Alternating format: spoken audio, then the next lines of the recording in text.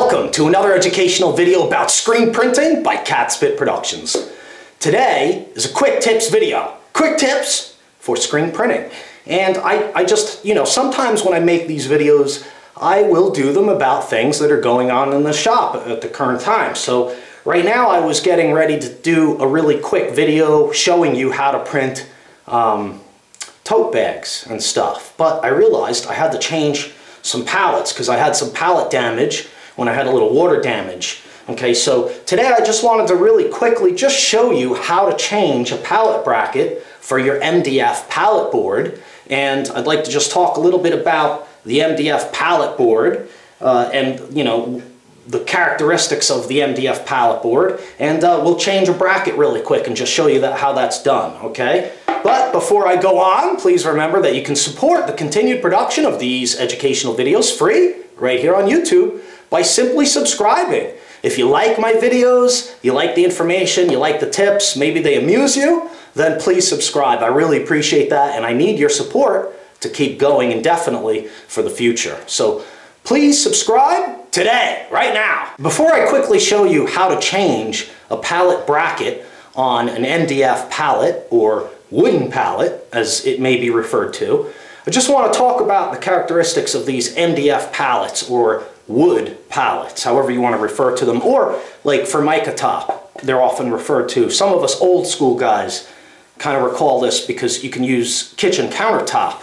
to kind of cut this stuff. It's kind of like, it's not Formica, but you know what I'm saying. So anyway, the deal is that MDF pallet boards are really good, but they will warp over time no matter what. It doesn't matter. It seems that no matter where you are in the country, the humidity or whatever, these things will warp over time, and they seem to warp faster when you put a lot of heat on them. So if you flash cure often on multicolored jobs, or if you do your final cure with a flash cure unit over the pallet and it's a wooden MDF board, you may find that at some point the board will start warping, concave most often, or I don't know, like this, so that the edges of the screen hit and then your off contact is very difficult to control. So it will become necessary sometimes to change the pallet board, and it's really easy to do. And another reason why, don't keep your MDF pallets on the floor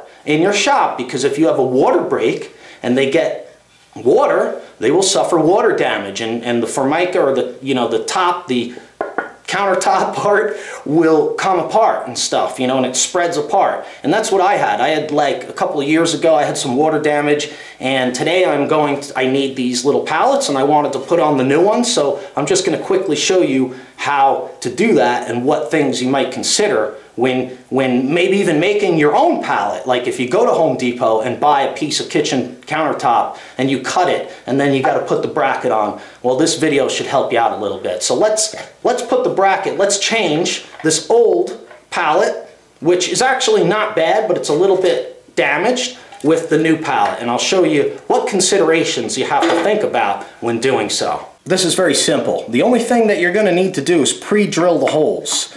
Now, this pallet had some pre-drilled holes in it. You can see them, but they're not in the right spot for this bracket, and I want to use this bracket.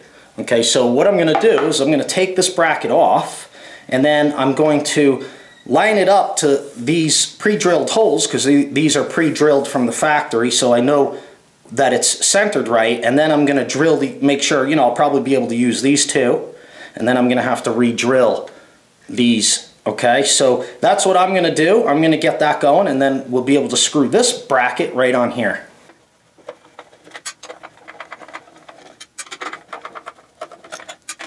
Alright, so what I did here was I taped off those other holes that were on this one so I could know what the heck I'm doing here.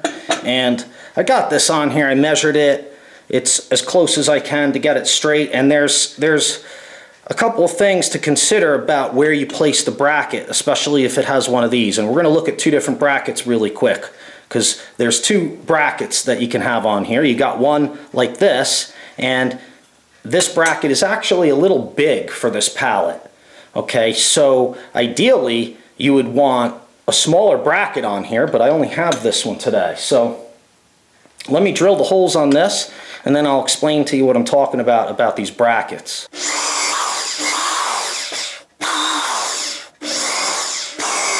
Okay, those holes are just kind of like tap holes. Don't drill too deep into this 3/4 inch MDF material. You want the screw to actually bite in. This is just so that it's easy to get those little screws to get started.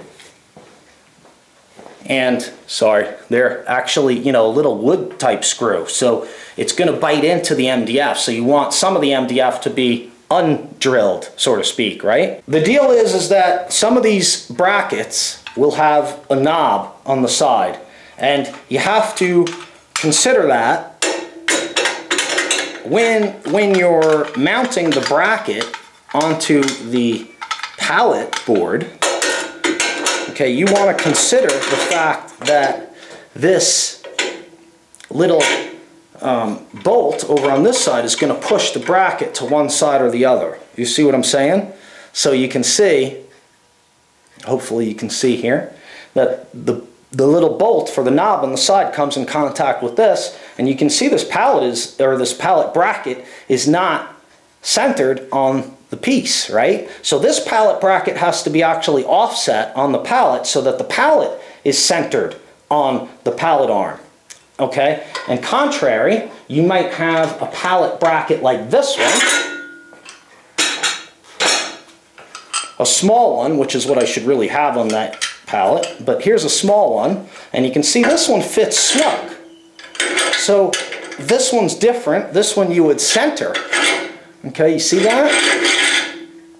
So this one would be centered just the way it is. You could mark and drill the holes centered on the pallet, whereas this one with the knob on the side, because it takes up space, you have to make sure that it's offset like that. Okay, so you may have to do some measuring if there aren't pre-drilled holes and stuff. You have to do some measuring and stuff, all right? So make sure you get that straightened out. This small pallet bracket that does not have the knob on the side, it only has them on the bottom, and it fits snug to the rectangular tubing of your press. This type would have to be centered, and we might put it a little bit towards the rear.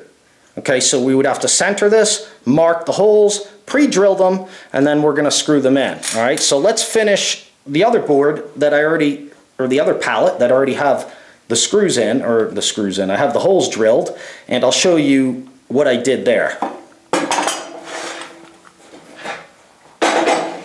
Okay, in order to keep all my measurements in order, I marked here which side the knob goes on, so that because my screw marks are offset to compensate for the knob. Right? So there we go. Knob is off to that side, and I line it up to the holes.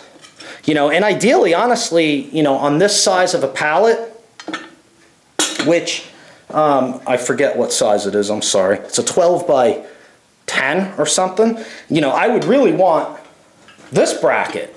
Okay, the reason why is because this bracket is bulky and is going to prevent small size clothing and stuff from going on, like youth, which this is a youth pallet, right? But the bracket's too big. This was just a mistake. I don't know why this pallet had this bracket, okay, but it really should have a little tiny bracket like this, because the less obtrusive the bracket is, the smaller the shirt you're going to be able to fit on the youth pallet, and that's the whole idea of it, right? So make sure that when you're making a youth pallet, that your bracket, don't just use any ordinary bracket. Try to get one of these small type brackets that fits your particular press.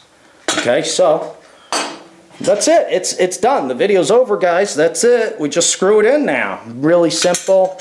You want to just make sure you're not going to strip out these holes or anything like that. Okay, and you can start, I would start that corner and then the back opposite corner to make sure it's lined up. Okay, and that's it. You proceed to go ahead and screw in these screws until they're nice and snug and tight so that the pallet bracket won't move. And ideally you want to do this once. It's not the greatest idea to keep removing a bracket. Like say you only have one bracket but you use it on different pallet, MDF pallet. I mean, it's okay and stuff if you can get away with it, but after a while you're going to kind of bore out the holes and you'll have to move the bracket and drill new holes after a little while.